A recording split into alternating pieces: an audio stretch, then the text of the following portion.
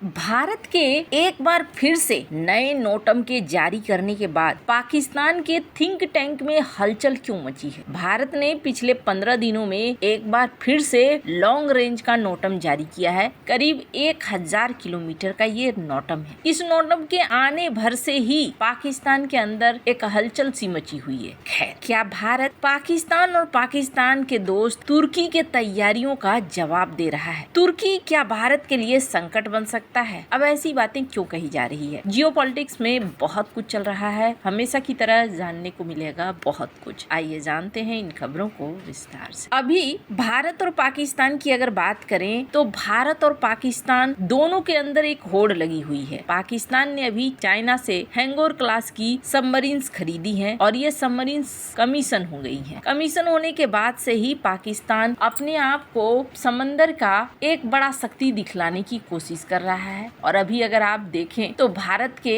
Army general ने एक बयान दिया था और कहा था कि अगर आतंकवादी गतिविधियां नहीं रोकी तो फिर हम एक्शन ले लेंगे, और ऐसा एक्शन कि भूगोल और इतिहास दोनों ही बदल जाएगा। जिसके बाद पाकिस्तान की तरफ से भी जवाब आया। स्क्रीन पर एक आर्टिकल देख सकते हैं जिसमें ये कहा गया कि अगर इस तरीके से आप बयानबाजी करते रहें तो इस बार लड़ाई होगी, तो हम आपको बता देंगे। हमने आपको पहले भी बता दिया था। हालांकि पाकिस्तान के साथ एक चीज है, पाकिस्तान बार बार इन चीजों को रटता रहता है। अभी तक पाकिस्तान ने भले कोई युद्ध न जीता हो, लेकिन वो हमेशा यही दिखलाता है कि उसने युद्ध को जीता है। पर इस बीच अगर आप देखें तो पाकिस्तान बहुत सारी ऐसी चीजें कर रहा है जो भारत के खिलाफ है, जिसमें से एक है बांग्लादेश में पाकिस्तान की बढ़ती गतिविधियां। बांग्लादेश के तारिक रहमान अब ये किस तरफ जाकर बैठेंगे ये किसी को नहीं पता। मैंने ये बताया था आपको कि पाकिस्तान ने उन्हें JF-70 थंडर ब्लॉक का एक full scale fighter simulator Bangladesh को सौंपा है। इसका मतलब ये है कि ये बांग्लादेश को JF-17 की डील सौंप सकते हैं। अब अगर आप देखें तो पाकिस्तान हर वो कोशिश कर रहा है जिस कोशिश के जरिए भारत के ऊपर दबाव बनाया जाए या भारत के ऊपर एग्रेसिव हुआ जाए। अभी इंडस वाटर ट्रीटी की अगर बात करें तो यहाँ पर पाकिस्तान का कहना है कि आर्बिट्रेशन कोर्ट में उसे एक बड़ी जीत मिली है। पाकिस्तान ने सिंधु जल संधि के मामले में अपनी बड़ी जीत का दावा किया है। उनका कहना है कि हेग में जो परमानेंट कोर्ट ऑफ आर्बिट्रेशन है उसने इस संधि में भारत के साथ विवाद में पाकिस्तान के पक्ष को सही माना है। कोर्ट ने पिछले फैसले को बरकरार रखते हुए सिंधु जल संधि की निरंतर वैधता का समर्थन किया है, यानी कि इस ट्रीटी को तोड़ना गलत है, ये कहा है कोर्ट ने। दूसरी ओर भारत ने इस पूरे कोर्ट के कार्रवाई को ही खारिज कर दिया है और कहा है कि इस कोर्ट का कोई मतलब ही नहीं बनता है। ऐसे में कोर्ट के फैसले और पाकिस्तान की खुशी का कोई खास मतलब नहीं है।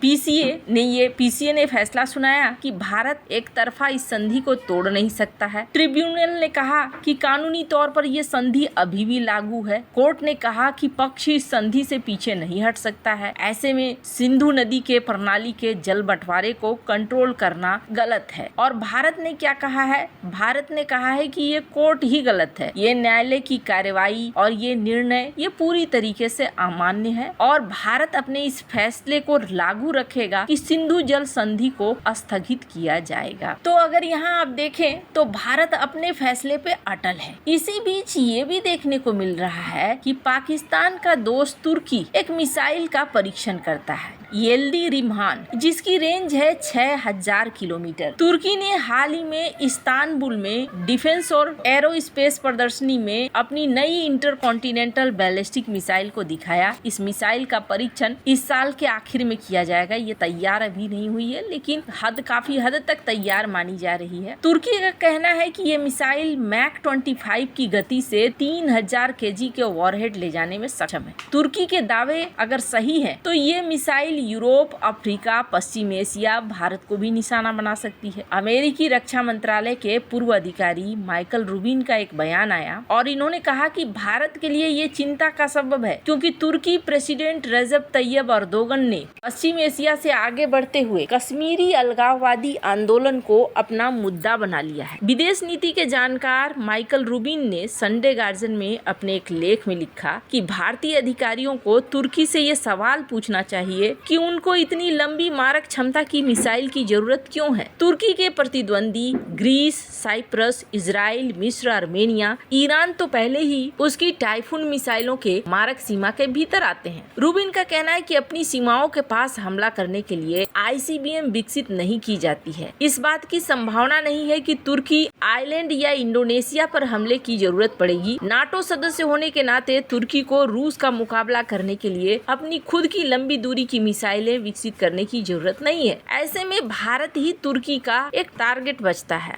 अर्दोगन ने इस बात को कहा है कि वो सरिया के सेवक हैं। तुर्की मजबूत होने के बाद दुनिया में अपनी महत्वाकांक्षा दिखाएगा और कश्मीर पर अर्दोगन की नजर है। साल 2020 में अर्दोगन ने जोर देकर कहा था कि कश्मीर हमारे लिए उतना ही नजदीक है जितना तुर्की हमारे लिए है। अर्दोगन ने कश्मीर को एक ज्वलंत मुद्दा बताया है। तो अगर देखें तो पाकिस्तान और पाकिस्तान के दोस्त ये भारत को भविष्य में परेशान करने की तैयारियां कर रहे हैं। अब इसी बीच ये भी देखने को मिल रहा है कि भारत उन तैयारियों का जवाब भी दे रहा है। भारत की तरफ से दोबारा एक नोटम जारी किया गया है। इस नोटम को आप देख रहे हैं और जैसे ही इस नोटम को जारी किया गया है वैसे ही इस्लामाबाद में एक थिंक टैंक है, centre for international strategic study CISS, इसके ट्वीट को देख रहे हैं। बंगाल की खाड़ी में भारत के मिसाइल परीक्षण को लेकर इन्होंने अपनी सरकार को चेतावनी दी है। CISS का कहना है कि भारत रणनीतिक, सामरिक और नौसैनिक क्षेत्रों में फैली हुई कई लेवल के मिसाइल परीक्षणों को कर रहा है। ये थिंक टैंक भारत के अग्नि 5 K4 पनडुब्बी लॉन्च बैलिस्टिक मिसाइल परीक्षणों को अपने क्षेत्रीय सुरक्षा के लिए बार बार खतरा बता रहा है, जबकि भारत का कहना है कि नहीं, ये तो हम अपनी सुरक्षा के लिए बना रहे हैं। CISS के मुताबिक बंगाल की खाड़ी में एक और मिसाइल परीक्षण के लिए भारत की तरफ से जारी किया गया नोटम, वो भी अग्नि 5 परीक्षण के तुरंत बाद आया है। वो भारत के मिसाइल परीक्षण को दिखला रहा है कि कितनी जल्दी भारत मिसाइलों का परीक्षण कर रहा है। भारत की ब्रह्मोस मिसाइल क्षमता को पाकिस्तान देख चुका है। CISS का मानना है कि बंगाल की खाड़ी को लगातार एडवांस बैलिस्टिक मिसाइलों, हाइपरसोनिक हथियारों और एंटीशिप मिसाइलों के परीक्षण क्षेत्र के रूप में इस्तेमाल किया जाना ये ठीक नहीं है। ये भी चेतावनी दी है कि ये पड़ोसी देशों को खतरे का एहसास करा सकता है। वैसे भारत लगातार कई एडवांस मिसाइलों का परीक्षण कर रहा है और इस मिसाइल परीक्षण के पीछे